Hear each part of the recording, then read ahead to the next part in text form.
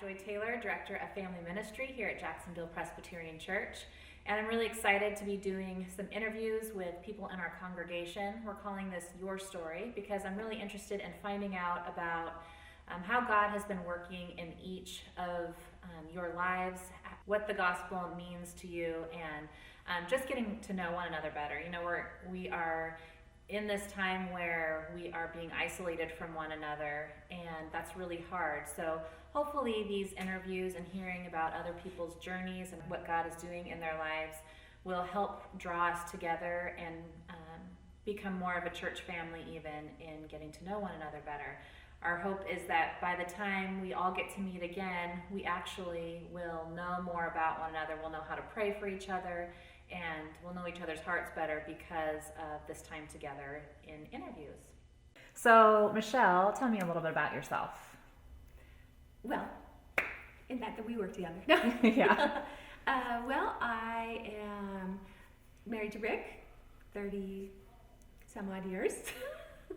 I have to do the math. Let's see, that would be 34. Great. And mom to Nathan and Landon. Also spent a lot of my time being a teacher to many middle schoolers and high schoolers, and now get to be here with the family at Jacksonville Presbyterian. Great. So how long have you been attending here at Jacksonville Press, and what is your favorite part about this church family? Well, we have been here since the church was meeting at Bigham Knoll, and so that would be about 15 years ago, almost 16. Wow. And our favorite part is we always loved the children's ministry, and we're also really tied in with the worship ministry. Yes. I'm sure you guys know that. Right, because Landon and Nathan both contribute in different ways to that. Yeah, it's awesome. So tell me a little bit about your faith journey, and were there specific times that you have seen God just really show up and speak to you and move in ways that are really meaningful to you? So I was drawn to the Lord when I was about 10 and 11. Got invited to a vacation Bible school in those years and attended that and learned about the Lord that way, and accepted the Lord when I was about 11. And then really just learned as I walked along. Was always really plugged in with the church family until high school, and when my folks moved back to California, and then I got an extreme case of shyness and wouldn't go to church or youth group by myself. So kind of spent about 4 years just holed up in not in community in that way, but felt really drawn to go to a Christian college, and so jumped in on that, and that just really opened up my eyes to the Lord, just learning more about the Old Testament, the New Testament, and learning to worship the Lord. I've had some trials in those years in that my parents went through a divorce, and really had to lean on the Lord through that time. Just a kind of a rough few years walking through that. Was always very encouraged by dear friends, parents, and other dear friends who helped me along the way, which is great. Provided opportunities to meet with them and just encouragement through that journey. We met Rick, and he was involved in ministry, and so he was a really strong Christian foundation for me to get connected with. And we just loved the Lord together and studied together and always could talk about the Bible and things going on together, which was great. One of the big trials that hit us early on in marriage was wanting to have a family, and so found out that we were just having trouble having children. And so that was a pretty long struggle, about 7 years of walking through that. Through that time though, and later, another big journey, part of my faith journey, was loss of a couple of family members, my brother passing, and then my dad passing, just kind of walking through those losses and with the family also. Were there specific people that God sent to you or put in your path that helped you through some of those times? Yes, Janet Christian was a big blessing in the passing of my brother. Just felt at that time that I just didn't know what to do with my children, and just all the stuff that comes along with the passing of somebody, taking their stuff, moving their stuff, cleaning their house out. And so she was great dropped Lynn and Nathan off. They were younger at the time, and so she was fabulous at just being there for me for that. I was also super plugged in at Grace Christian and Cascade Christian High School and Middle School at the time, and so that faculty really was supportive. Even my students, I have a journal of my students wrote me prayers when my dad was passing, so neat surprise with that. Well, I see that in you too, that you reach out to other people in that way, and I see that you being a support to other people, so I feel like maybe God used that in your life to grow your empathy for people, because that shines in you. Thank you. Yeah. So one of the things that makes your family story really unique is how God brought your oldest son, Nathan, into your life. So what led you to international adoption? So I alluded to this earlier. We wanted to have a family, and so we were, on that journey, kind of walking along, and then it just wasn't happening. So a year went by, 3 years went by, 5 years went by. And so we actually got plugged into like some fertility issues, folks have dealt with that world, and just did a whole bunch of research into IVFs and all kinds of options that are available today. But we never felt peaceful about it. And so we just asked the Lord, what would you have us do? And we got connected with adoption, and just felt like that was the best answer. We would be providing a home, as well as hopefully saving someone from another option, which would be like abortion or such. And when we got on the adoption list, we learned that international adoption, the agency we went through, was based in Oregon. So Holt was very instrumental in opening that door to international adoption for us. So we stepped through, and once we stepped, God just kept opening up doors, and the next thing we knew, it was pretty much in the space of a pregnancy. It was 10 months that we got the picture of Nathan. He was 6 weeks old, and at that point we were in, and they said, you have, from signing the papers and getting his picture at 6 weeks, they told us you could be having your child home in 2 months, or it could be 2 years. Oh, wow. So then you walk through that process of just waiting.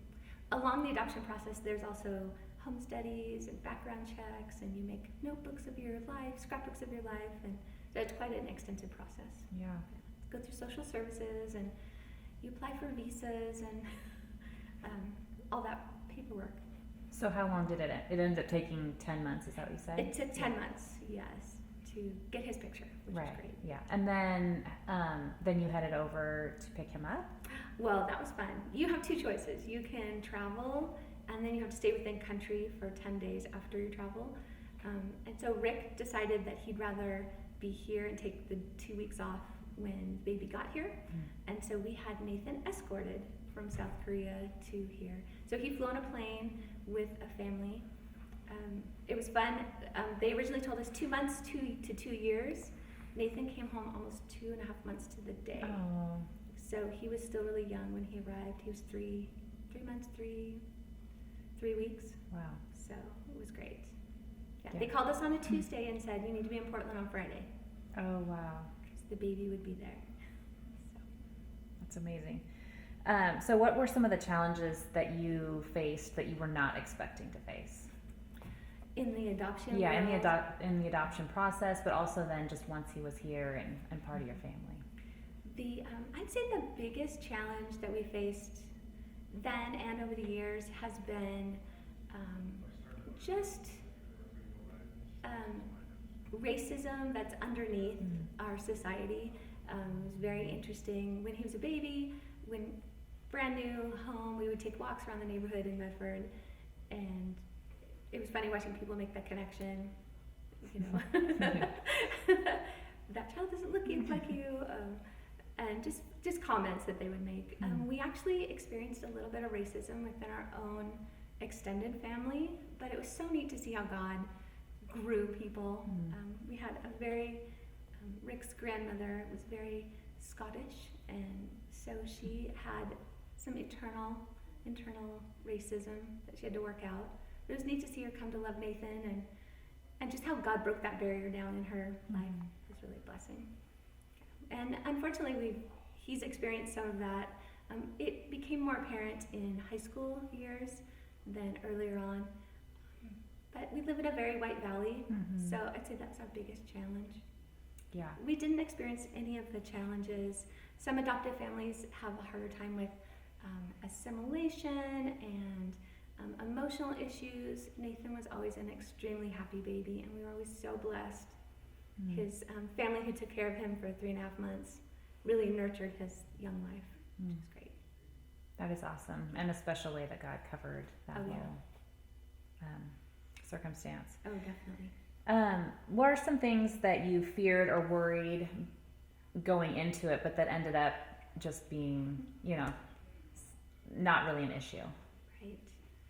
Well, we, first-time parents plus adopting was funny in that we were so afraid about sleep. Everyone warns you parents, you're not going to sleep. And it's such a drama, and the newborn. Well, Nathan's foster family took care of him for those 3.5 months, and they had him on the best schedule.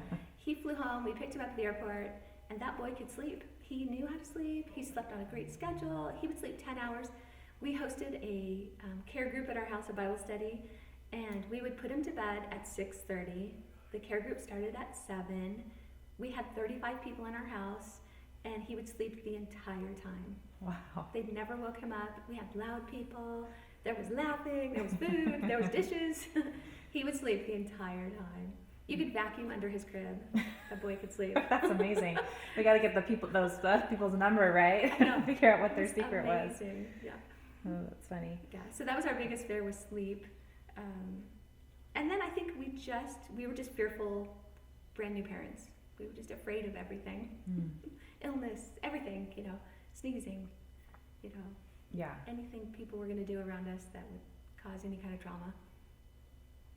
Yeah, I think that's probably pretty We common. were right? fairly high maintenance parents. I will admit that right now. Super safety oriented. Yes, right. Well, I think that's true of a lot of first-time parents, right? So what has surprised you in a good way about your family story, and how God has used those things to encourage you and to grow your faith, but also to encourage others? Well, I think the beauty of this story is that God has a plan for everybody. So God knew Nathan, and God knew us, and so he brought us all together. God also knew that Nathan needed a brother, and so Landon was a surprise birth child that we were unexpected. We never expected to have a birth child. And folks would say, was that easier than adoption? And I would say, no. It was much more fun to go to the airport. To go to the hospital, to go to the hospital and have a C-section. But no, that was great. So the Lord knew that whole story, and just really seeing his hand move in all of it was amazing. And then just to see how God's opened doors for us to talk to people about that, and really to just make people aware, and especially that kind of low-level racism that just kind of lies under the surface, has been really good. Especially when I was teaching middle school and high school, I could share with folks, and they could, their eyes were opened to just the fact that race doesn't mean anything. God loves all of us. God made everyone the way that they are. He chose each one to be the way they are, and that's great. What was it like to be a multiracial family in a very kind of like white, we're a very monochromatic community, right? How did you help Nathan kind of realize his heritage and celebrate that with him in this kind of area where there isn't a lot of diversity? That's a great question. The neat thing is there's a beautiful community of adoptive families that we were connected with. It was fun. We got to meet the Brocks that way. But that group would get together. Holt International, because they're based in Oregon, they do a really good job of outreach and connecting folks. They have a international picnic every summer up in Eugene area. Now it's in Portland also. And so they're always inviting that. They always have, they had stuff available, mailers, magazines to talk about issues. You can actually do a lot of research on your country of origin through Holt. And so we had a lot of fun doing that. I think homeschooling helped us too. We did several years of homeschooling. And so Nathan, we always tried to like study South Korea, what was going on in their culture, what was happening in their history, and tie it to that. But our adopted group also would host Korean events. So we know how to cook bulgogi, and we know how to do some other Korean dishes, and we have a new moon celebration. So that was always a lot of fun. Yeah, that's neat. So what advice would you give someone who's considering international adoption or thinking about that? I would encourage it. There's always, people hear a lot of stories about difficulties with adoptive situations, but I think if you go in with your eyes open and you do a lot of research, and you and your spouse are on the same page and your family's on the same page, adoption is a beautiful thing. Whether it's domestic adoption or international adoption. There's a big need for domestic adoption also today, and both are wonderful choices. But you do have to know, you have to do a lot of research. We did a lot of reading. We read a lot of, how to raise your adoptive children, how to be an adoptive parent, books. And so just keeping your eyes open that way. It's great. There's so many beautiful Christian resources out there for that. And there's always opportunities for counseling, things like that. So to help poke folks along the path if they run into difficulties. We know that there's difficulties folks have had. So yeah. So it's obvious to anyone who's been around your boys that they have a very connected relationship and that they're really close. And they really have a genuine friendship. What were some of the things that you did to help foster that while they were growing up? We were always into family time.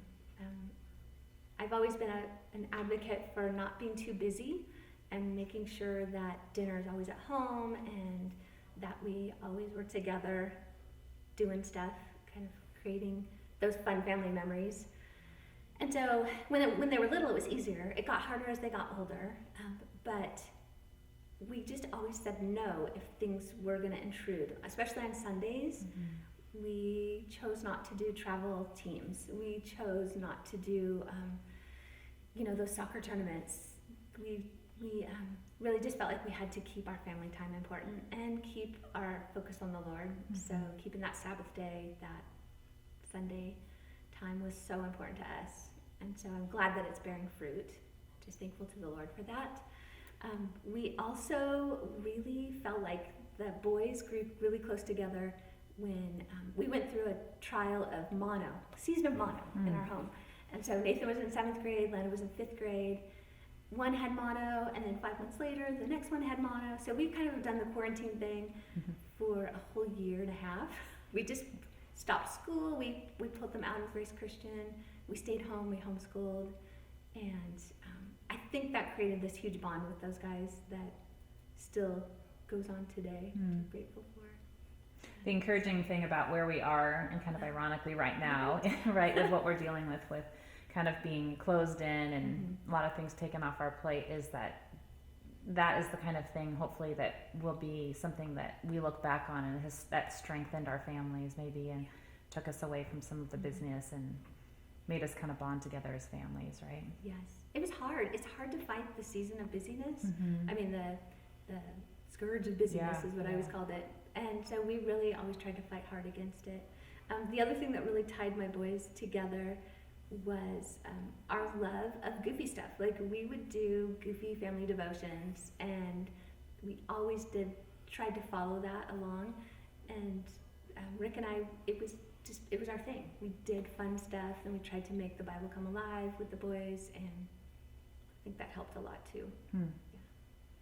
Was there a resource that you used for that, or was that just your own goofiness that led to the goofy family devotions? Actually, Focus on the Family has a ton of them, and so we really always enjoyed theirs. Cool. Yeah, and a lot of Adventures in Odyssey. Yeah. That kind of stuff. Yeah, kind of along those lines, and maybe partially answer that even through just what you said, but as the mom of 2 sons who are now out of the house, and they both seem to have a strong personal relationship with the Lord, I think a lot of people who are in the process of raising our kids are just that's really our chief desire for them, right? Is to be walking in an authentic relationship with Christ. So what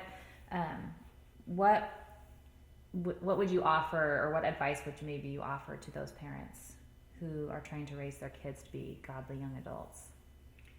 It's such a hard question. It's so Yeah. the Lord, but I would just encourage you, from my teaching background in middle school and high school, as well as parenting, I would encourage everyone to be open, talk about the Lord. That was always our thing. Talk about the Lord all day. So we would do signs of spring, and we would walk outside when the boys were little and look at, God made these beautiful flowers, and a fire engine would drive by. We stop and we pray for the people that are going to. We pray for the responders. It was just part of our fabric of our life. Just always talk about the Lord. And I always wanted to make it really open for the boys to ask as many questions, even if they're hard questions. Problem of evil, anything, why, Lord? Why the coronavirus? We would talk about it. We would dig into the Bible. We would pull out commentaries. We would get online, anything we could do to, seek out. I remember one time Nathan had questions about dinosaurs. He was younger, probably 4th grade, and loved dinosaurs. And I said, hey, let's talk to Pastor Larry. So we made an appointment with Pastor Larry, and Nathan came down and met with him in his office, and they talked about Genesis, and they read through the passage, and that made a big impact on him. Just, he's willing to dig into the Bible and answer questions about dinosaurs. It's a huge thing. So we did that. We still do it today. The boys laugh at me now because I say, hey, you guys, signs of spring. And I look outside, look what God's created. And now they think I'm a total goofball, which I am. But yeah, but it still sticks with them. Yeah. I even text it to them. I'll take pictures. Look, sign of spring. Look what God created. So that's just part of our fabric of our life. Nice. That's sweet. But always be open for questions. Be willing to do the research. And really, family devotions make such a huge difference. Really do. So that was a big thing. Great. Well, Michele, thank you so much for your encouragement and for being willing to share your story with us, and your faith and just your expertise in these areas. I just see so much of God shining in you and through you, and so thank you for sharing with us today. Thank you for having me. Yeah.